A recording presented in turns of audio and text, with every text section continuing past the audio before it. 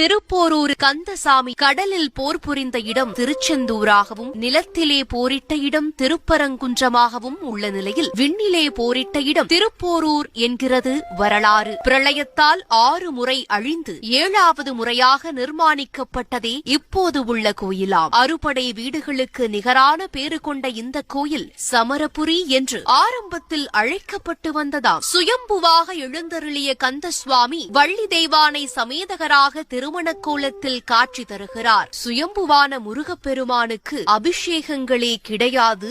இந்த கோயிலில் ஓம்கார வடிவில் உள்ள இந்த கோயிலின் கொடிமரமும் எங்கும் பார்த்திராத ஒன்று. காரணம், ராஜகோபுரத்திற்கு வெளியே கொடிமரம் இருப்பது இந்த கோயிலில்தான். பனைமரத்தடி ஒன்றின் அடியில் கேட்பாரற்று கிடந்த கந்தசாமியின் சிலையானது சிதம்பரம் அடிகளாரின் கனவில் தோன்றி பின்னரே இந்த கோயில் நிர்மாணிக்கப்பட்டது.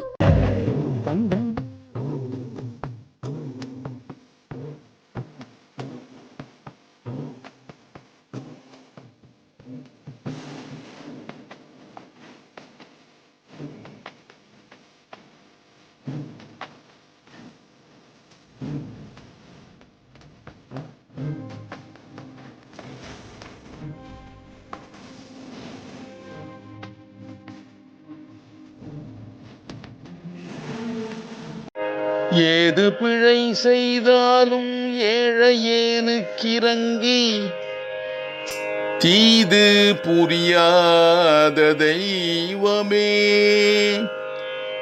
ஏது பிழை செய்தாலும் ஏழையேனுக்கிறங்கி தீது புரியாத தெய்வமே.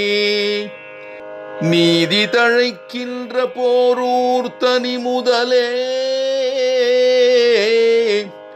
நீதி தழைக்கின்ற திருப்போரூர் தனி முதலே, நாயேன் பிழைக்கின்றவாறு நீ பேசு முருகா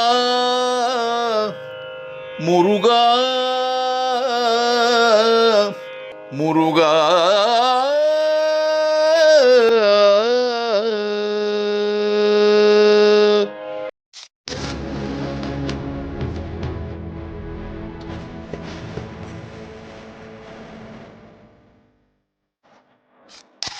Ooh.